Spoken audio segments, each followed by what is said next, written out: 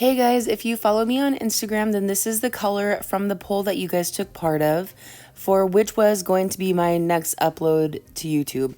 So keep watching to see how we tackled this super easy foliage.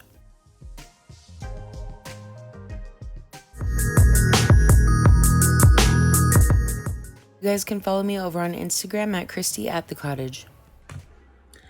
So the client that I'm working on right now, well, for one, I forgot to take a before video before I just chopped her hair off. I mean, not like chopped it off, but we took off a good few inches.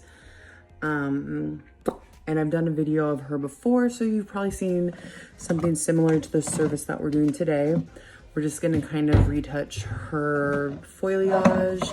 I'm going to be using my Schwarzkopf Blonde Me with 20 volume. This bad boy, my favorite. And Olaplex. And she normally does like a really bold, like money piece. So we're gonna do that, touch up around her hairline, and then just basically throw in a really few easy foils through the top of the crown area. So we're going to mix for that. I'm just going to be using my Schwarzkopf Blonde Me with 20 volume and Olaplex. Oh yeah, I forgot to add. So a lot of people, oh my God, ask what brush I'm using. I'm going to be using this Framar. I don't know what it's technically called. I just call it like a paintbrush. But if you go on their website, they usually have like a black, pink one and whatever other color they're doing for that time frame.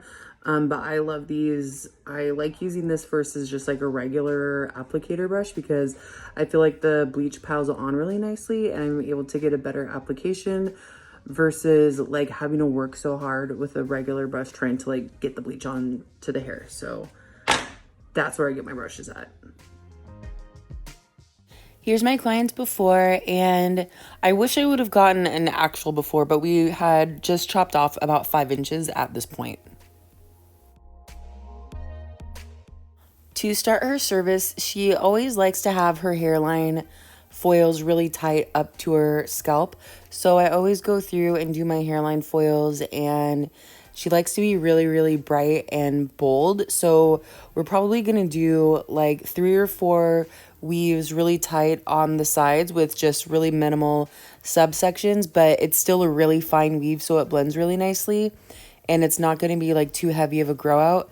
And then directly on the top of her hairline, we do, I think like 2, sometimes maybe 3, depending on how bright and bold she wants it to be, weaves up on the top.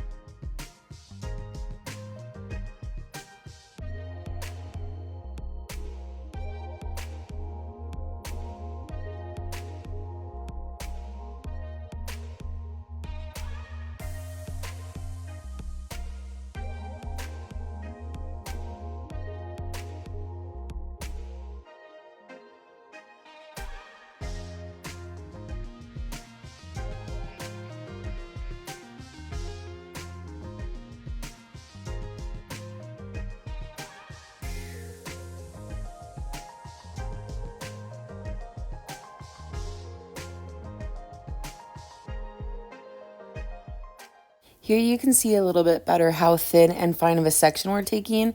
So these weaves are super soft. So as you can see with her hair that's already pulled back, you can see how soft and natural those highlights are. I prefer doing my foils this way because it looks as if the sun were just to naturally highlight your hair without having like any stripes or anything harsh grow out. If you foil more horizontally up the side of the head versus vertically how I'm doing it right now, that tends to create like lots of racing stripes is what a lot of clients call them, where they just have all these lines going towards the back of their head like when they pull their hair up. So a lot of and that's a preference. If somebody likes that, that's fine. But generally I think clients prefer a little bit more softer of a grow out, something more natural looking that isn't going to be like in a month or two where you can see a huge grow out mark.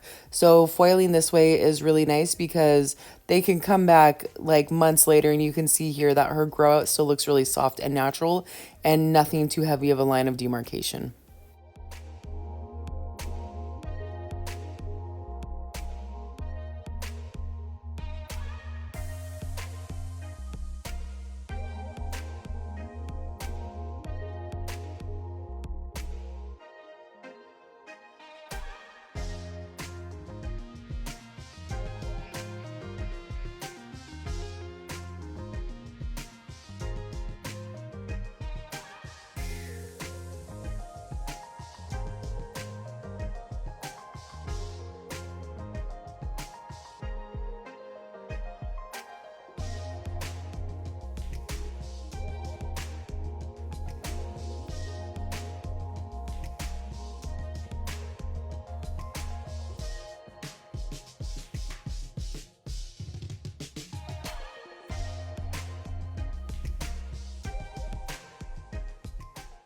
In this section right here, the first one or two foils that I put in, I do them a little bit more fine of a weave and fine of a section.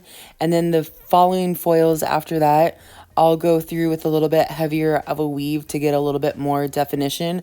But the reason why I like to go in a little bit softer just the first few right on the hairline is because I still want it to be more natural and soft grow out. When she pulls her hair back, she's not going to see like a huge like grow out blonde streak right on her forehead. So this will kind of help it be a little bit more gentle looking as it grows out.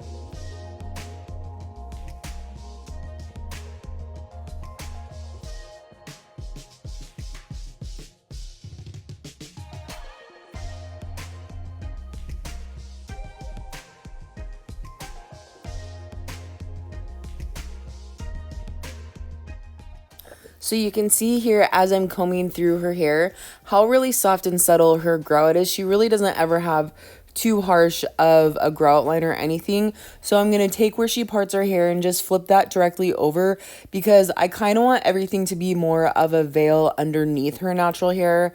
Her goal is to not really have a heavy grow out line. She still wants to stay natural and like maintain a lot of her natural depth, but we want to add some brightness. So I usually like to add that brightness underneath. So I'll take that part and just go maybe like a 1/4 inch to either side of her part and flip that hair over and then do the hair directly underneath that. And that will help minimize the look of grow out and help it be a little bit softer without feeling too bright.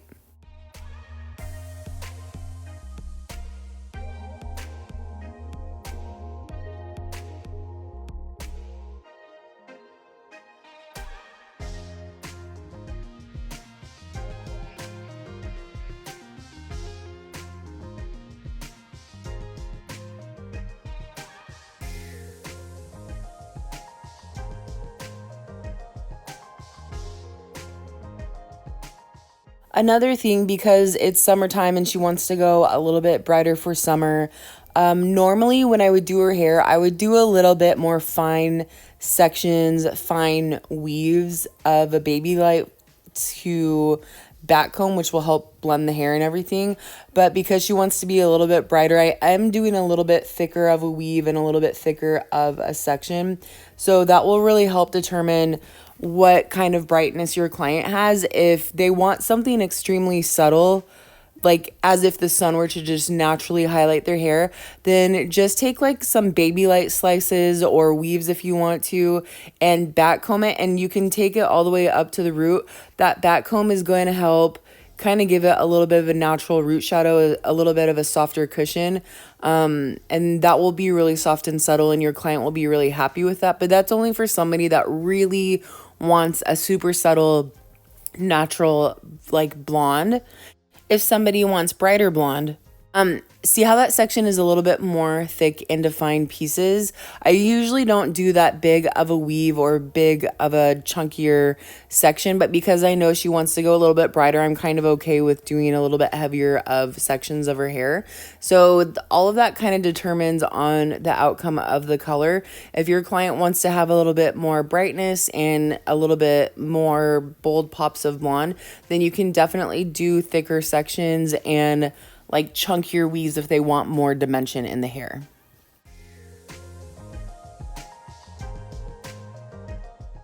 And over here you can see that I'm just doing the same thing going underneath the part, and you can see a little bit better how I'm weaving and backcombing. And some people say that they have a hard time getting a good blend, but I feel like if you're doing subtle of enough of a section and backcombing it pretty good, like don't go through and do like these huge chunky pieces.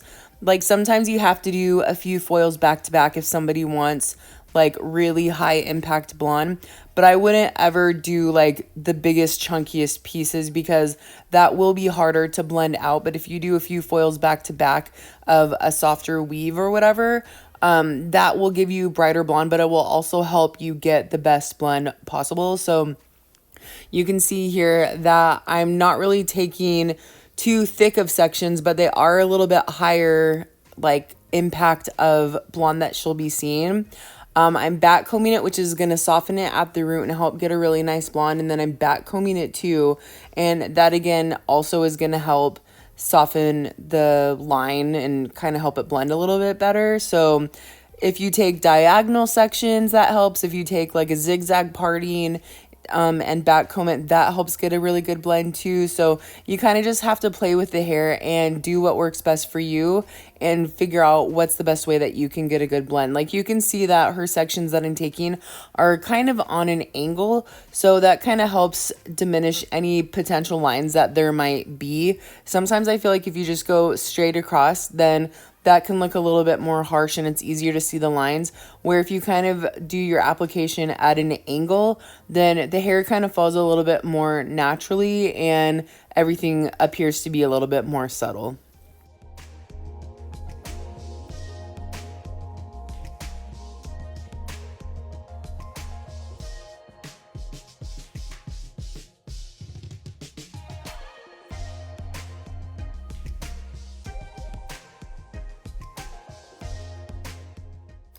When somebody's doing just a partial balayage foliage, I usually only do like really at the top of the crown area in the back. I really only do maybe 2 foils, but because she wants to be a little bit brighter, I'm going to add an extra one. So I'm going to go down a little bit further than what I normally do, just so she has that extra brightness of blonde that she's wanting.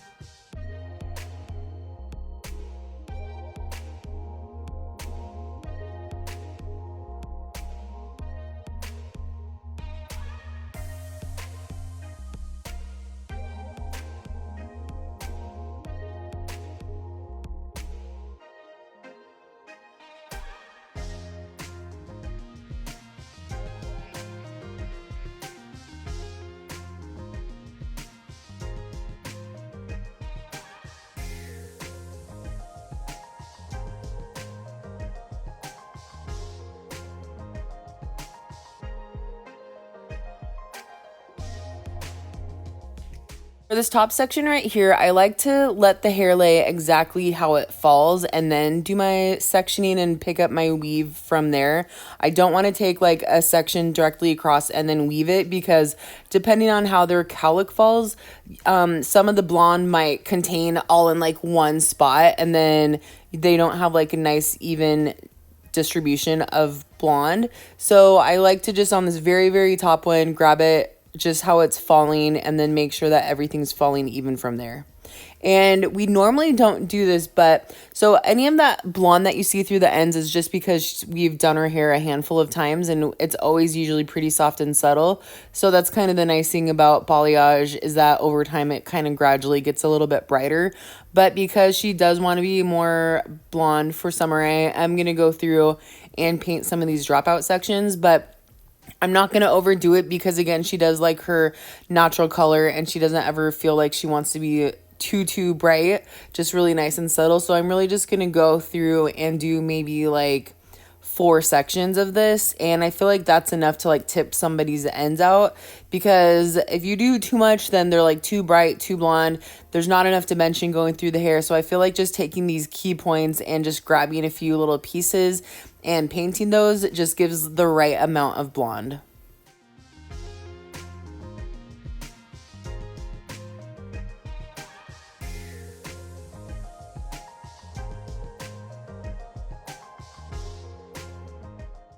On the other video that I did of her, which was like 15 foils or less, it was that video. If you watched it, I'll put it in the description. People were like, oh, you couldn't get the same look if somebody had never colored their hair before. So for this service, I really feel like you could create the same look at the end result. I think the only thing you would have to do is maybe go through and do a little bit more painting through the ends. That way you can get a little bit more brightness kind of underneath the hair or a little bit more around the face. And I feel like just adding a little bit more foils around, like through the ends of the hair, will give you the exact same look as what her end result is. Even though we only did a few, if you're coming from somebody that has virgin hair and they've never done anything, then if you just do a few more painted dropouts, then you could really get the same end result.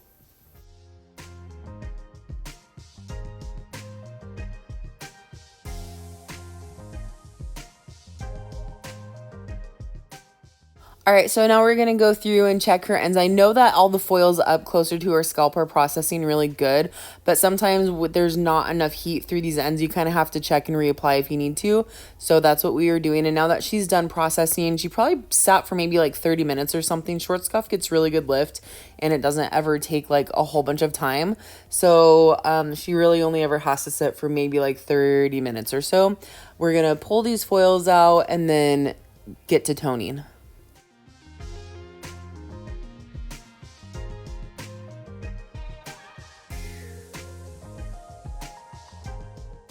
I just want to show here because some people like to see what the lift looks like before toning. And some of those brassier pieces is because we've added some more dimension in her hair for fall with a demi color. So that's kind of why there's some of those warmer pieces in there. Okay, so my client just got done processing and I just washed her out at the shampoo bowl. And now we're going to tone her. And normally we tone her down a little bit. She usually keeps the piece, her money piece, pretty bright, but then tones down the rest of her hair. But today she wants to stay a little bit brighter for summer and all that stuff. So I think what I'm going to tone her with is, because she does have a little bit of warmth in her hair because we have done some like level 7, 8 demi. So that kind of makes it lift a little bit warmer just from the color that's on the hair. I think I'm going to use some ashier tones just to kind of cancel the warmth out a little bit. So I think I'm going to use 10 AA. And I always use like my favorite few. 10 PA. And I don't think I'm going to use any gold in it because there's enough warmth in the hair already. So I don't feel like it's going to over process or anything. So actually, I'm going to change my mind. I don't want to do too much ash in there because of the double A from the 10. So I don't think I'm going to use the PA. I think instead I'm going to use 10B. And I'll probably do like half and half of those. So that's what we're going to do. All right, so you can see here, look how soft and subtle those highlights are right on her hairline. That looks so pretty, and it looks just like if she had been pulling her hair back all summer and if the sun had naturally highlighted it. So that's what I really like about foiling that way, is that it just gives such a natural look. I like showing the hair after it's been straightened because some of you guys like to see it without the waves, but now we're going to go into styling her hair.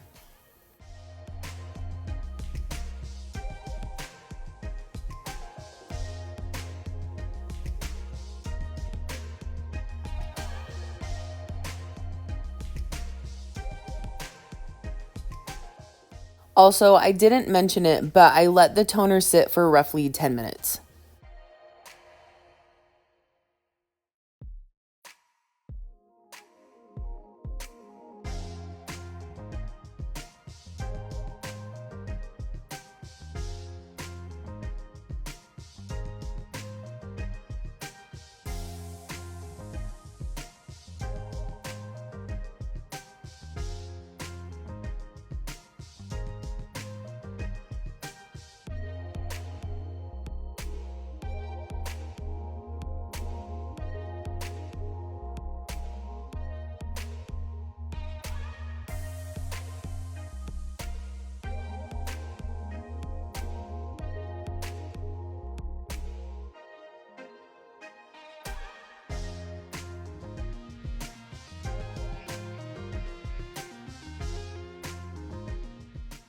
Look at how pretty those extra ribbons of blonde are. I'm glad we painted through the ends this time just to give her some extra brightness. I really think it looks so pretty having those extra bright pieces in there.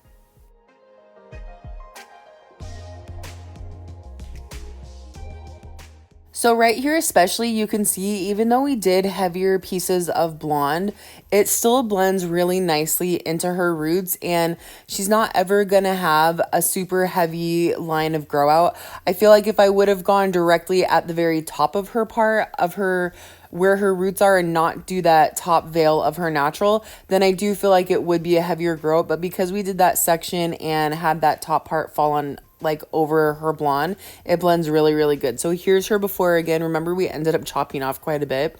And then here is her after. So you can definitely see that she has a lot more brightness, but everything blends really nicely into her roots still. She has a little bit more definition of blonde than we normally do. And then those ends have a little bit brighter, kind of fades to be a little bit softer and brighter through the ends, but nothing like too blonde or too bright. Everything just blends really nicely together. So I hope you guys like this video.